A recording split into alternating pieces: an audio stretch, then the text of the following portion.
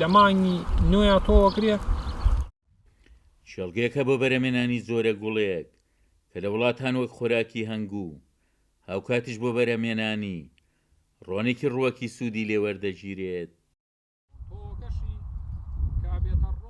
عوسمان جوتیارێکی قەزای چەمچەماڵە بۆ جاری یەکەمە تۆوی ئەو جۆرە گوڵەی لەسەر زەویەکەی تاقی کردوتەوە. ئەو هیوادار ئەزموونەکەی لەو بوارەدا سەرکەوتوو بێت. ئیتر مانگی نوێ تۆوەکرێ مانگی یەک گوڵەکە لەو کاتەیە هیچ هینێ خۆمان نییە، هیچ گوڵێ خۆمان نییە، گوڵ بکە خۆمان خەرتەلەمانەیە خۆڕسکی، بەڵام ئێمە ئەمە خەرتەلەی خۆمان نییە. ئەمە لە وڵاتی ئەڵمانیا کرێ، لە ئەمریکا کرێ، ناویشی ڕاپسە کە لەوێ بۆ ڕۆن بەکارێهێنن. چۆن خۆمان داری دار زەیتونمان هەیە سوودی لێ بینین، ئەمانیش ئەم گوڵەیان هەیە، ئەم ڕاپسەیان هەیە کە ڕۆنی لێ دەرەکەن.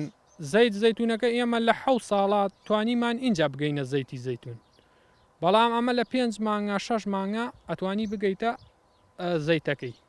شارزایکی دەرمانی جیاییش باس لە سوودەکانی ڕۆنی ڕاپز دەکات کە ڕۆنێکی ڕووەکیە و لەو جۆرە گوڵەوە بەرهەم دێت.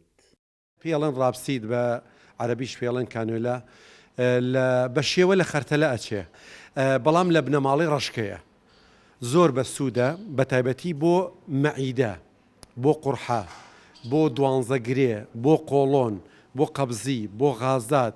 تامینکەی تێدایە، B12 تێدایە، ئۆمیگە 3 تێدایە، یعنی لە وڵاتان لە جیاتیە ئۆمیگە 3 ئەمە بەکاردێنن بە تایبەتی لە ئەڵمانیا بۆ توانەوەی چەوری دەمارەکان، بۆ ڕێخستنەوەی چەوری لەش، بۆ گیرانی دەماری دڵ، بۆ گیرانی دەماری قاچ و دەست بەکاری دەهێنن.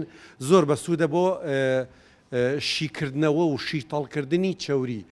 خواست و ویستی ئەم جوتیارە کوردە خۆی لەوەدا دەبینێت کە لە داهاتوودا ئەم جۆرە گوڵە بەڕووبەرێکی فراوانتر لە کوردستان تۆ بکرێت و حکوومەت هێرێمیش هاوشێوەی وڵاتی ئەڵمانیا گوڵەکە بۆ بەرهەمهێنانی ڕۆنی ڕاپز بەکاربهێنێت.